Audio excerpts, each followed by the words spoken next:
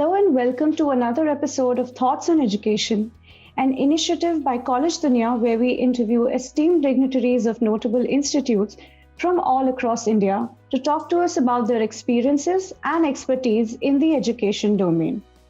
Today we have Mr. Sunil Jadhav to share his thoughts with us. We welcome you, sir. Thank you very much. I would like to begin the session by enlightening our audiences with a brief introduction of yours. Mr. Sunil Jadhav is the Managing Trustee of Rajiv Gandhi College of Management Studies. He is a lifelong learner with a passion for academic excellence and fostering innovation with global perspectives. Before returning to India from the USA, he spent 2 decades of his career working on various Wall Street and technology firms like UBS, Citibank, GE Capital, etc. An honors graduate from BITS Pilani and New Jersey Institute of Technology, his vision was always to have a transformative impact on Indian society through education, research, and innovation. In a short span of time, he was instrumental in creating a brand new campus to house this college and helped RGCMS catapult itself as a leader in pioneering innovative approach of management education. With his leadership, RGCMS has been catering to all aspirations of students, whether it's a meaningful job opportunity, entrepreneurship, or higher education. He strongly believes that only technology and innovation can turn around the ebb of the Indian economy. We're really happy to have you with us, sir. Thank you very much, Charles. Thank you for your kind introduction. And I'm glad to be here talking to College Dunia. And I know about College Dunia, and I think that it is doing a phenomenal job as far as reaching out to the students and catering to all their aspirations. So again, thank you very much. And I'm glad to be here on this platform. Thank you very much, sir. So beginning with the interview, my first question for the day is, you have held key positions at education institutes throughout your professional career. So what keeps you connected with the education sector and how has your experience been so far with the institute? All right. Thank you very much for this question. So as you mentioned, I came back from USA about 7 or 8 years back with only a single passion that I wanted to do some sort of impact in the education industry, right? And I've been associated with Rajiv Gandhi College from 6 or 7 years, although the college is a little bit older than how long I've been here. So the passion and my connection with the education industry is actually to change and innovate or disrupt how the education is getting imparted to the students these days. So whether it is from K or from technology or from management. And Rajiv Gandhi College of Management Studies provides a unique platform wherein we have now started focusing too much on industry, academia, collaboration. We have also started talking about outcome-based education. We are talking about how to not be a job seeker, but job creator. That is one of the passion which I have. And I have been mentoring all the students. And also, most importantly, how we can collaborate and learn some best practices from foreign universities. So that is how my passion is there. And that is how I've been connected to this industry. Thank you very much for your response, sir. Moving on to my next question. Being the trustee of Rajiv Gandhi College of Management Studies, what is your philosophy of leadership and how would you describe your leadership style? Leadership is absolutely important, whether it is an education sector or whether it is a finance sector.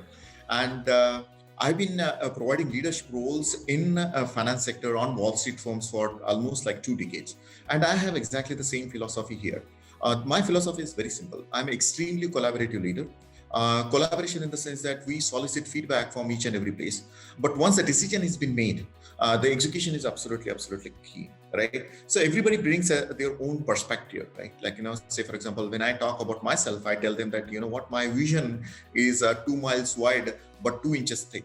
But all the academicians and especially our directors and our senior faculty, they have a depth in that. And as long as you marry both the visions, right? A vision wherein it is 2 miles wide and 2 inches thick with somebody's vision, they go in too much of depth, right? Then only you are going to get a clear-cut picture. So again, my leadership style, I think that might be a question to the staff. but I'm extremely collaborative, and we are extremely decisive to get the things done. Once the decision is done, everybody aligns themselves to get that whatever that decision is to be has been taken to execute that decision. So, in one word, I'm extremely collaborative.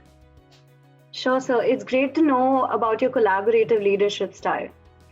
So, how do you strategize about the key programs and plans for the marketing and administration of your institute, being the trustee of Rajiv Gandhi College of Management Studies?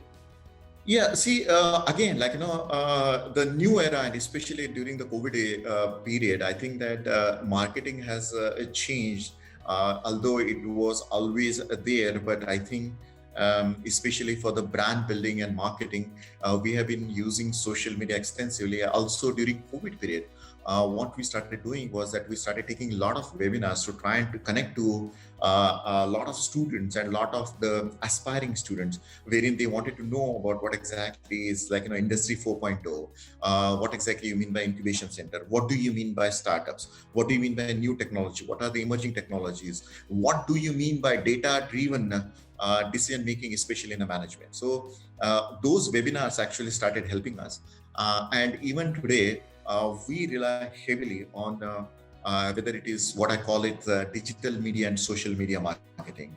So that is one of the things, and we also do conduct a lot of CSR activities wherein we are trying to bring our brand. Sure, sir. So my next question would be, the education system in India and other foreign countries are structured very differently. In your experience, what can an inbound student gain from studying here at your institute?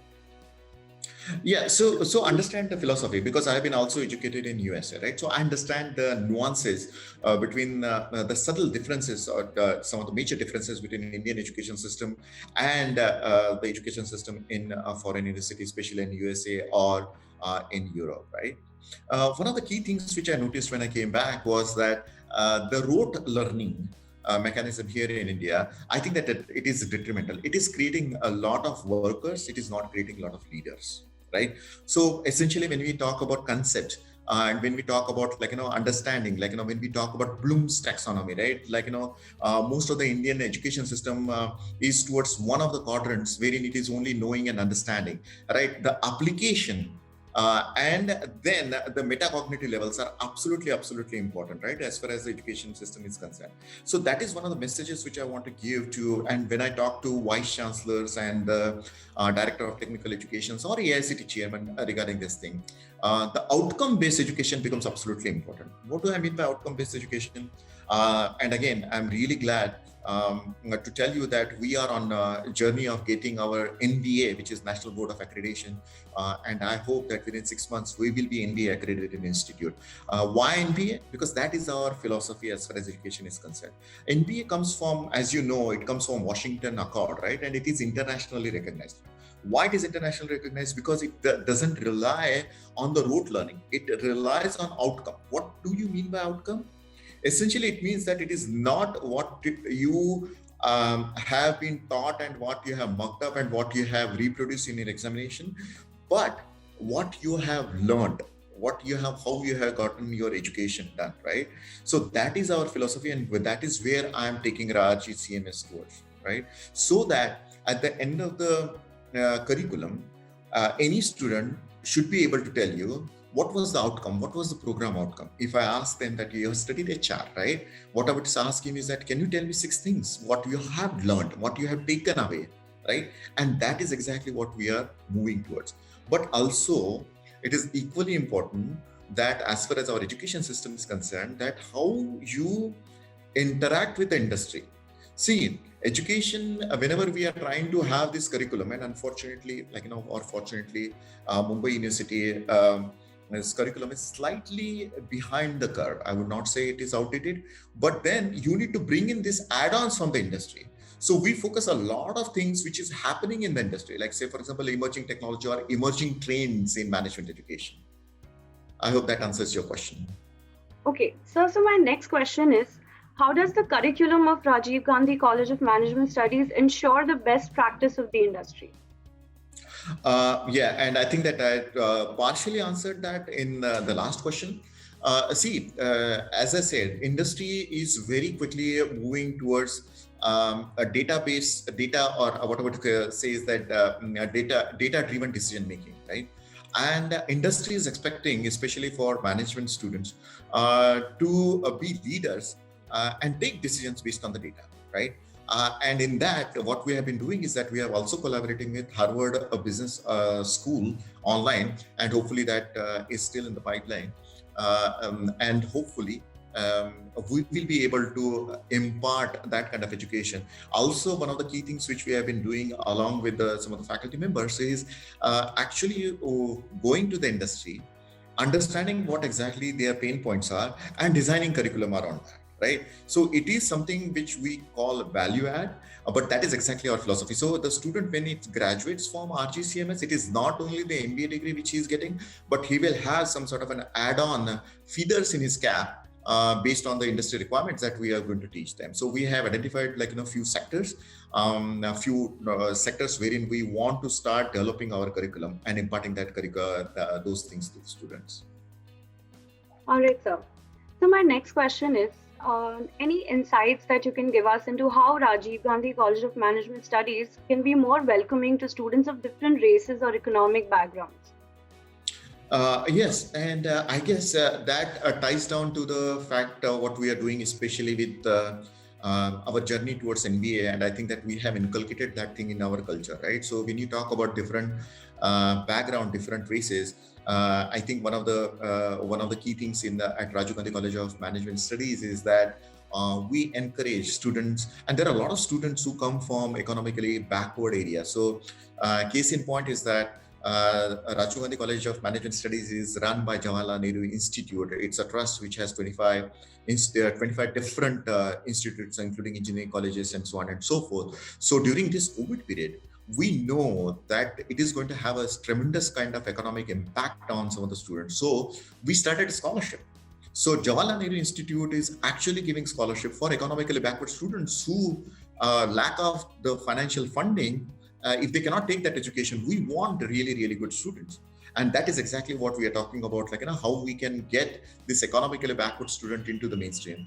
But at the same time, our NSS and all other activities wherein we are trying to reach out to all different cultures, right? And trying to get our culture here in a people from various different, not only from the economic strata, but from a different religious caste and all that kind of thing. So that is one of the things which we actually encourage, and we what we talk about, Vivita Mein Ekta, that is a motto of India, and that is exactly what we try to do here at RGCMS. All right, sir. So what do you think your roles and responsibilities to the university and the students are? Yeah, so university, I think that our roles and responsibility is that we want to drive university for a better curriculum making, right? So that is one of the key things, right? How we can make the curriculum much more industry ready, right? How we can inculcate more and more of internships, right? So that the students can go, it is not only the 2 years program, but it might be maybe 1.5 years, right, with 6 months of internship, so that students can go and get some sort of a live experience in industry. So that is what I've been pushing towards. I've been talking to pro VCs and all the senior leadership at the university, and trying to see that how we can push the curriculum. There are a lot of challenges there. But again, the university has given us some sort of free hand, saying that, you know what, actually, if you want to do something, then you can create these add-on courses in collaboration with industry. All right. So my next question is, what do you think should be the university's top priority over the next 10 years?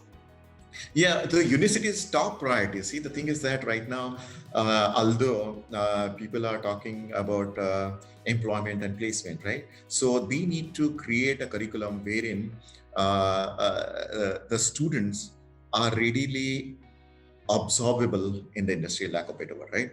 But at the same time, instead of focusing curriculum towards job seekers, I think that university also needs to focus their curriculum towards job creators.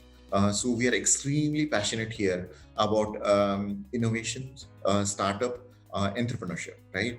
Because until unless we do that, it is going to be really, really difficult, right? So even like, taking cue from Modi government, right? When we talk about Atmanirbhar Bharat or Make in India, how is that vision come to fruition until unless you have people, you have students who are actually, instead of going after the job, they are creating some sort of a job, right? They are creating innovation. And to be honest with you, we have no shortage of talent here.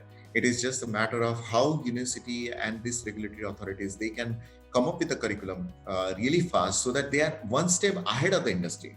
See, that is one of the things which we need to do, not behind the curve, but try to be ahead of the curve. And that is exactly what I talk about, like even in foreign university collaborations.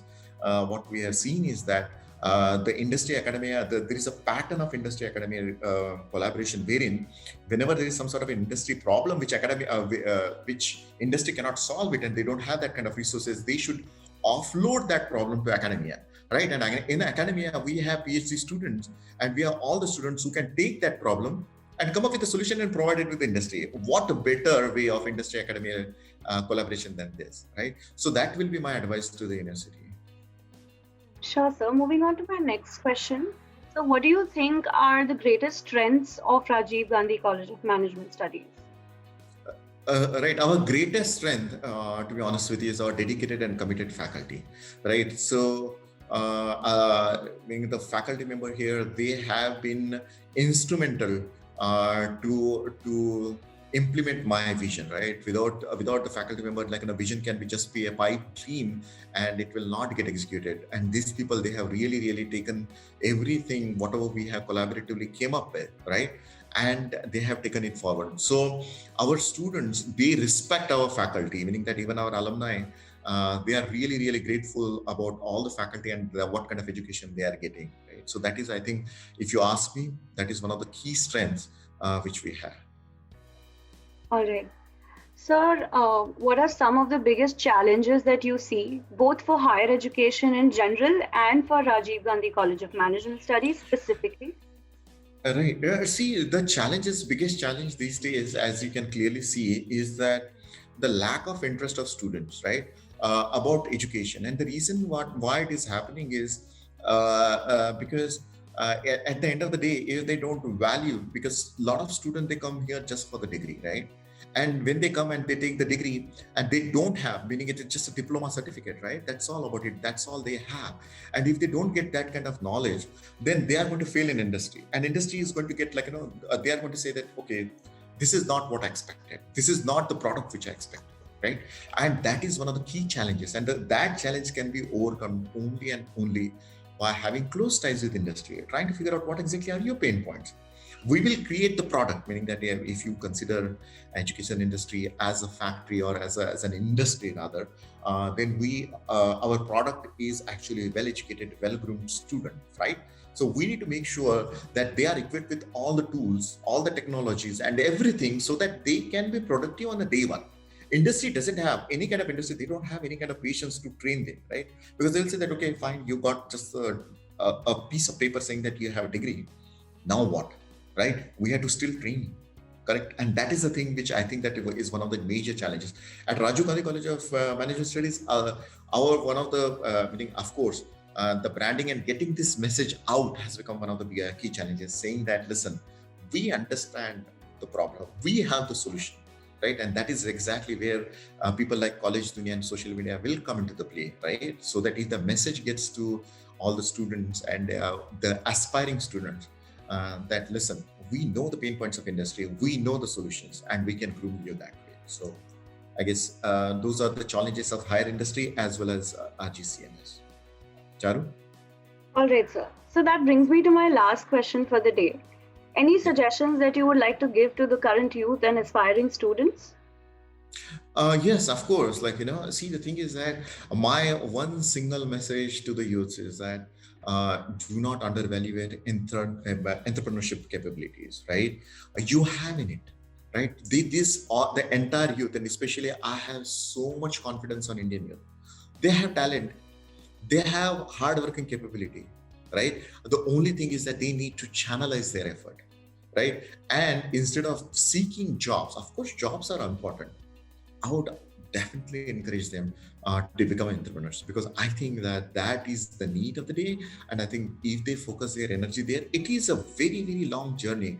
But platforms like RGCMS, we also have SIGC, we also have an incubation center here that will help you to hone your entrepreneurship skills, to hone your startups, and to encourage you with that. Charu? Yes, sir. So that was it for the interview. Thank you so much for your insights. Thank you very much, Charu. Thank you very much for giving me this opportunity. And I definitely thank College Dunia for giving me this opportunity to just take this message forward. Thank you very much, Charu. Sure, sir. We're really grateful that you could take out time for us amongst your very busy schedule, and we look forward to interacting with you again very soon. Thank you, sir. Thank you. Thank you very much.